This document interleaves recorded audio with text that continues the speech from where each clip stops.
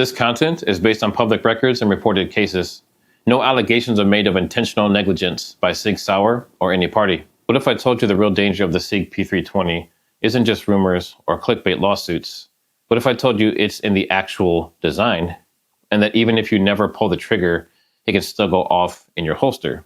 This isn't just about lawsuits. This is about physics, spring tension, and some seriously questionable engineering. Now, I cannot take credit for this information. I had some engineers reach out to me who are very accomplished gunsmiths, armorers, and engineers in their own right. They compiled this information and told me this is what's going on. So I cannot take credit for it, and I'm also not going to expose who it was for obvious reasons. The real design flaw. All right, let's keep it simple. Most striker-fired guns, like Glocks, they lock the striker with a mechanical action. It's solid and reliable, but the P320, it relies entirely on springs to hold the striker back. Now, here's the problem. Springs wear out. They lose what's called C1 load, their tension, just from sitting.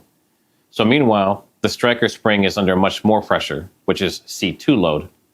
So the weak springs cannot hold back the strong ones forever.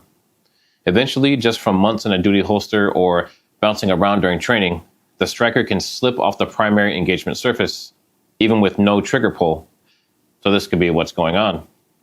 Now add to that SIG knew about this, and they even filed a patent for multiple engagement surfaces on the Sear. But ask yourself, why would they need to do that if the striker can't slip off the primary in the first place? And more importantly, what keeps the striker from slipping off the second one? Spoiler, nothing. The striker block isn't foolproof either. Okay, but what about the striker block safety? It's supposed to stop the striker unless the trigger is pulled, right? Well, it's got problems too. That block is activated by a tiny L-shaped lever with a 1mm tab, thin as a fingernail.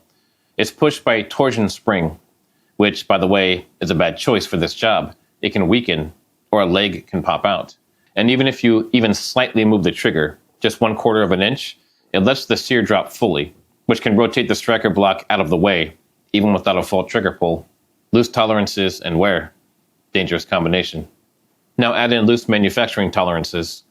If the striker and Sear are each just 0.002 inches off, the striker might slip early or not be blocked at all. And again, this isn't just one bad part. It's the system as a whole, design tolerances, and how it behaves under real-world wear. Now, this isn't about hate.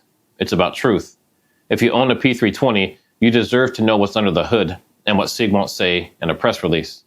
This is a design issue, not just user error. Springs wear, safeties can fail, and in the P320, there's nothing physically forcing the striker to stay where it's supposed to. If you carry one, do your homework.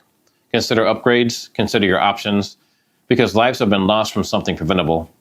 Hopefully now that this information is out, SIG will take it seriously and do what needs to be done to fix the issues. If you found this information valuable, like, subscribe, and share this around. Comment below if you think these engineers are correct. Check out these other videos to keep on learning, and I'll see you on the next one.